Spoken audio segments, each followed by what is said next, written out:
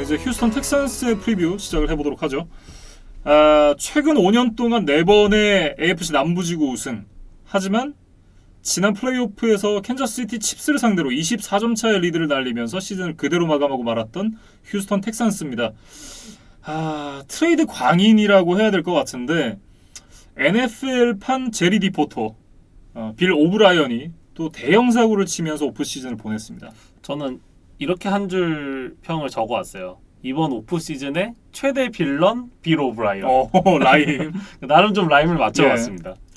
뭐 어쨌든 이제 지난 시즌 중반에 있었던 라레미 턴실 그리고 이제 케니 스틸스 트레이드까지만 해도 뭐 나쁘지 않은 트레이드였다. 물론 이제 거기도 1라운드 픽을 2개를 줬으니까 어쨌든 굉장히 대가를 치렀던 그런 트레이드였지만 어쨌든 반대급으로 받아온 선수들이 다 적응을 잘했고 좋은 모습을 보여줬습니다. 그리고 이제 뭐 클라우니 트레이드까지 뭐 괜찮았던 것 같아요. 일단 뭐 좋은 트레이드였다라고 얘기하기는 어렵고 그래도 이해 가능한 범주 안에 있는 트레이드다 정도로는 얘기를 할 수 있을 것 같거든요. 그러니까 저희가 1년 전에 이 트레이드들에 대해서 굉장히 부정적으로 얘기를 했는데 네. 지금 왜 이렇게 그래도 이해 가능한 범주였다고 약간 한 발 물러 쓰셨잖아요. 예. 근데 저는 왜 그렇다고 생각이 되냐면 그 이번 오프 시즌에 했던 트레이드들이 워낙 이해가 안 되기 때문에 차라리 1년 전은 그래도 100번 양보하면 그쵸. 이해할 수 있다. 이런 식으로 좀 인식이 바뀌지 않으셨을까? 그러니까 좋은 트레이드라고는 얘기할 수 없지만 그래 뭐 이게 상식을 벗어나는 정도는 아니다라고 얘기를 할 수 있는데 디안드레 홉킨스를 팔았습니다. 그것도 2라운드 픽과 데이비 존슨과 묶어서 트레이드를 했어요. 아니 지난번에도 얘기했었지만 홉킨스를 팔려면 1라운드 최소 한 장은 갖고 와야죠. 1라운드 지금 2장 정도를 받아도 저는 괜찮다라고 생각을 하거든요. 왜냐하면 물론 이제 와이드 리시버의 가치가 그렇게까지 높지는 않지만 홉킨스가 누굽니까? 와이드 리시버 NFL 3대장이잖아요. 그러니까 포지션의 가치를 뛰어넘는 네. 그런 좀 프리미엄 플레이어라고 말씀을 드릴 수 있어요. 네. 일단 이게 열이 받는데 더 열받는 트레이드는 2라운드 픽을 주고 브랜든 쿡스랑 4라운드를 받아왔어요. 그러니까 이게 계산을 어떻게 하냐면 이제 수학적으로 이제 계산을 해보면 데이비 존슨 선수가 3라운드에 픽이 된 선수였습니다. 그러니까 4라운드 픽을 받아왔잖아요. 그러니까 존슨이랑 4라운드 픽을 상쇄를 시키면 디안드레 홉킨스가 결국 브랜든 쿡스랑 거의 같다라는 그런 결론이 나오거든요. 이건 너무 열받는 트레이드 아닙니까? 그러니까 저희 팀도 아닌데 제가 열이 다 받네요, 진짜로. 그러니까 휴스턴 팬분들이 좀 격분을 하고 좀 팀에 좀 실망을 할 수밖에 없는 그런 행보들이 좀 이어졌던 오프 시즌이었습니다. 그러니까 이게 상식적으로 좀 납득을 하기 힘든 트레이드다. 그렇게 좀 얘기를 해야 될 것 같고 지금 데이비 존슨 선수가 이 2016년, 15년 뭐 이때 보여주던 퍼포먼스를 보여주지 못하고 있잖아요. 사실상 퇴물인데 이게 3년 3,900만 달러 재계약을 맺었고 아직 2년이 남았어요. 데이비 존슨의 과거 퍼포먼스를 생각하면 뭐 충분히 좋았던 선수고 네. 클래스가 있었던 선수인 것은 맞지만 지금은 냉정하게 악성 계약을 떠안고 있는 그런 좀 팀의 전체적인 캡 스페이스에 좀 악영향을 끼치는 선수거든요. 지금 데이비 존슨의 4라운드를 하나 더 얹어서 봐도 모자랄 판에 데이비 존슨을 지금 2라운드 픽과 디안드레 홉킨스를 교체를 했거든요. 이거는 누가 봐도 납득을 할 수 없는 트레이드다. 그렇게 좀 얘기를 해야 될 것 같고 뭐 어쨌든 이제 디안드레 홉킨스 선수가 떠났습니다. 그동안 이제 디션 왓슨이 어떤 개떡 같은 패스를 다 던져도 찰떡같이 잡아주던 디안드레 홉킨스였는데 물론 이제 왓슨 선수가 패스를 잘 하긴 하지만 왓슨 선수가 매번 잘 던지는 건 아니잖아요. 그러니까 이상하게 올 때도 홉킨스 선수가 어떻게든 잡아줬단 말이에요. 근데 그런 홉킨스가 떠났습니다. 거기다가 이제 지난 시즌에 이제 데려왔었던 칼로스 하이드 러닝백 선수가 이제 1070야드를 달리고 6개 터치다운을 기록한 다음에 다시 팀을 떠났어요. 근데 그렇게 따지면 지금 디안드레 홉킨스가 브랜든 쿡스로 바뀌었고 칼로스 하이드가 데이비 존슨으로 바뀌었습니다. 팀 안에 케니 스틸스도 남아있긴 하지만 어쨌든 전력으로만 놓고 봤을 때 굉장히 하락했다. 이렇게 좀 정리를 할 수 있을 것 같습니다. 그러니까 정신없이 막 선수들이 오고 갔습니다. 네. 그런데 이제 딱 남은 걸 보고 이제 비포 애프터 비교를 해보니까 이게 무슨 일이지? 이게 싶은 거죠. 거의 뭐 마이너스의 손이라고 봐야겠죠. 이걸 트레이드를 하면 할수록 이제 선수들의 밸류가 계속 떨어지니까 이건 좀 납득하기 어렵다. 이렇게 좀 얘기를 해야 될 것 같고 어쨌든 이제 공격팀의 전력이 눈에 띄게 저하가 됐습니다. 근데 이게 어떻게 연결이 되냐면 지난 시즌에 이제 휴스턴 텍산스의 수비진이 굉장히 좋지 않았습니다. 이 토탈 디펜스가 20위 후반대였거든요. 근데 그런 수비를 사실은 이제 공격이 캐리를 하고 있었다. 이렇게 좀 얘기를 해야 될 것 같은데 그런데 이 공격마저 지표가 떨어졌습니다. 근데 그렇다고 한다면 이제 이 휴스턴 텍산스의 앞길은 굉장히 좀 가시밭길이다. 좀 험난한 길을 걸어야 된다. 이렇게 좀 얘기를 해야 될 것 같네요.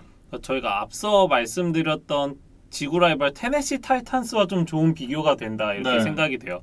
그러니까 두 팀 다 수비에서는 뭐 이렇다 할 플레이메이커가 많이 보이지 않는 상황에서 이제 강력한 오펜스를 무기로 좀 좋은 성적들을 거뒀던 팀인데 타이탄스가 그 팀의 공격의 이제 핵심 코어들을 모두 지켜낸 반면에 텍산스는 좀 많이 잃었거든요. 예. 그러다 보니까 뭐 이번 시즌 프리뷰에서는 텍산스에게 좋은 점수를 주기 어려운 것이 사실입니다. 네.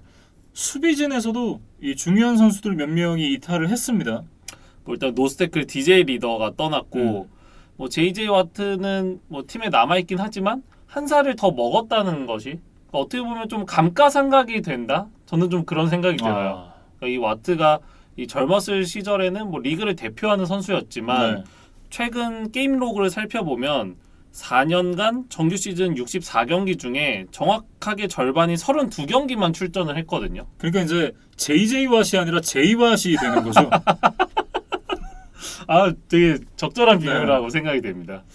JJ 왓 선수가 이제 계산이 서는 선수가 됐습니다. 시즌 중에 한 절반 정도는 이제 부상으로 이탈을 하고 나머지 절반 정도를 출장을 하면 굉장히 좋은 퍼포먼스를 여전히 보여줄 수 있는 선수. 하지만 풀타임을 뛰기는 어려운 선수라는 그런 선수가 되어가고 있습니다. 그래서 빌 오브라이언 감독도 이를 좀 의식해서인지 5장밖에 없던 드래프트 픽 중에서 첫 2장을 모두 디펜시브 라인에 투자를 했어요. 예. 그래서 로스 블랙락, 조나단 그리나드 같은 선수들을 뽑기는 했지만 뭐 이 선수들이 당장 뭐 JJ 와트나 뭐 클라우니의 역할을 뭐 100% 해줄 수 있는 그런 선수들은 아니거든요. 예. 그러다 보니까 뭐 당장 큰 임팩트를 주기는 좀 어려워 보입니다. 플레이오프 진출은 어림도 없어 보이고 전력도 이제 전력인데 일정도 굉장히 큰 문제입니다. 지난 시즌 이제 지구 우승을 했던 휴스턴 텍산스이기 때문에 올 시즌 굉장히 가시밭길 같은 그런 스케줄이 기다리고 있거든요. 그리고 특히 초반에 뭐 레이븐스나 칩스 같은 이 AFC 패권을 다툴 것으로 보이는 우승 후보들과 이제 연달아 경기들이 있습니다. 네. 그러다 보니까 이게 초반에 또 연패를 당하게 되면 이후에 시즌을 끌어가는 동력을 좀 잃게 되는 그런 경우들이 많잖아요. 그래서 좀 이번 한 시즌도 드셔나슨의 어깨가 좀 무거울 것 같습니다. 네.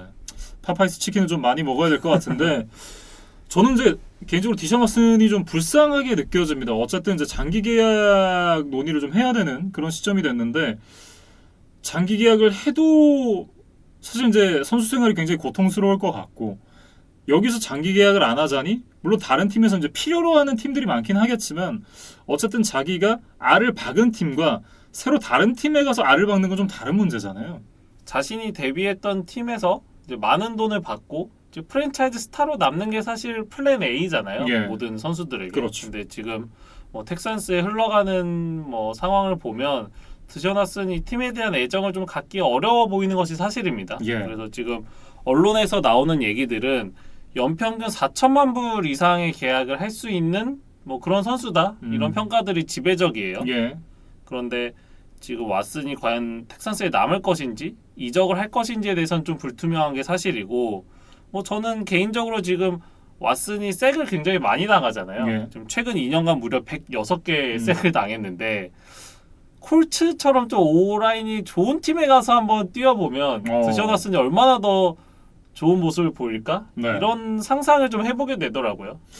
괜찮네요. 어쨌든 이제 리시버들이 그렇게 강하지 않으니까 이 선수가 뛰면서 조금 이제 언더니스 패스 정도로 이렇게 패스를 해가고 대신 오라인이 좀 탄탄하게 받쳐주고 지금 이제 쿼터백을 이 노장 쿼터백 필립 리버스를 데리고 오면서 이제 어쨌든 1년을 메꾸긴 했지만 장기적인 대체제가 필요하긴 하거든요.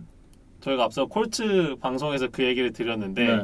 그때 사실 제가 이 드셔놨으니 좀 염두에 두고 한번 좀 밑밥을 깔았던 네. 거거든요. 근데 뭐 지구 라이벌이니까 뭐 이적이 그렇게 쉽지는 않을 것 같긴 합니다.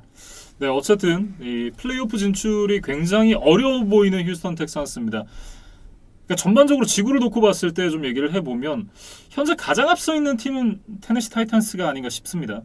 그리고 콜츠와 뭐 텍사스 정도가 좀 뒤를 따르는 것이 아닌가 예. 이런 생각이 좀 들어요. 저는 사실 이제 텍산스보다는 콜츠가 조금 더 좋은 성적을 기록을 하지 않을까 이런 생각을 좀 하게 되더라고요. 네. 그러니까 콜츠가 전체적인 뭐 전력을 봤을 때 조금 더 약점이 없어 보인다. 조금 더 안정적이다. 그런 느낌이 드는 건 사실이에요. 예. 그런데 어쨌든 이제 텍산스도 뭐 트레이드 영입한 선수들, 그러니까 뭐 브랜든 쿡스, 뭐 랜달 콥, 그다음에 이번에 이제 장기 계약을 맺은 레러미 턴실 이런 어쨌든 빌 오브라이언의 뭐 아이들이라고 해야 될까요? 새로운 아이들. 그러니까 이 선수들이 빌 오브라이언 감독 겸 뭐 사실상 단장의 네. 좀 체면을 위해서라도 음. 좀 팬들이나 이제 전문가들의 우려를 딛고 좀 좋은 활약을 해준다면 뭐 텍산스가 뭐 예상보다는 또 좋은 성적을 거둘 수도 있겠다 이런 생각도 듭니다. 네. 이 선수들도 다른데 팔려갈 수 있다라는 걸 항상 자각을 하고 있어야겠죠. 뭐 어쨌든 휴스턴 텍산스에 대한 얘기는 여기까지 좀 정리를 해보도록 하겠습니다.